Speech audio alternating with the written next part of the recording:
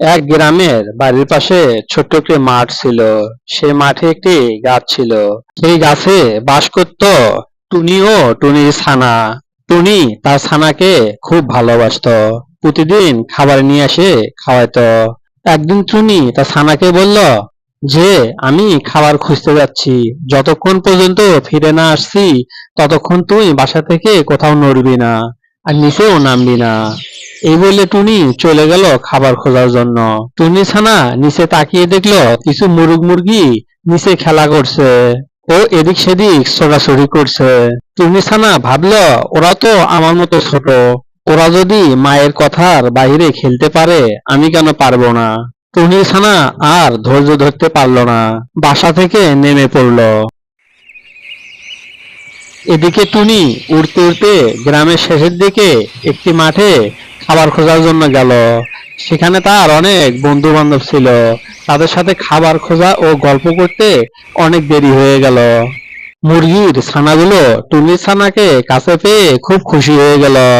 ওরা সবাই মিলে দৌড়ঝাঁপ শুরু করলো, কখনো এদিক কখনো ওদিক। ছানা খুব মজা পেল।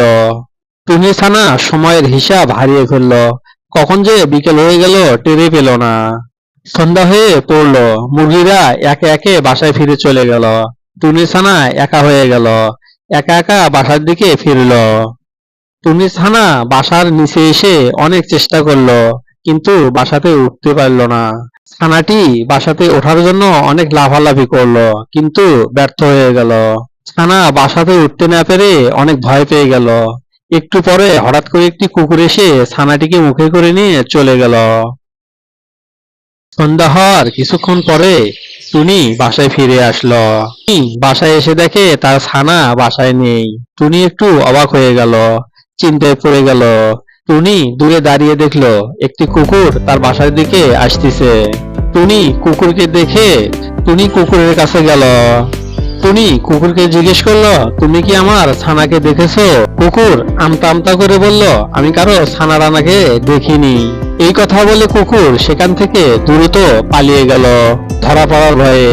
টুনির ভিতরে ভিতরে অনেক কান্না এসে গেল।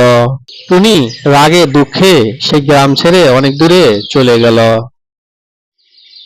টুনি যে জঙ্গলে বাস করত তার বন্ধু বান্ধবদের সাথে সেখানে আবার বসবাস করা শুরু করে দিল। টুনি আর কোনোদিন ওই গ্রামে ফিরে গেল না। ছোট্ট বন্ধুরা, গল্পটি কেমন লাগলো? যারা সাবস্ক্রাইব করো নাই তারাই শুধু সাবস্ক্রাইব করবে, আর যারা সাবস্ক্রাইব করেছো তারা শুধু লাইক করবে, যদি মজার মজার গল্প দেখতে চাও।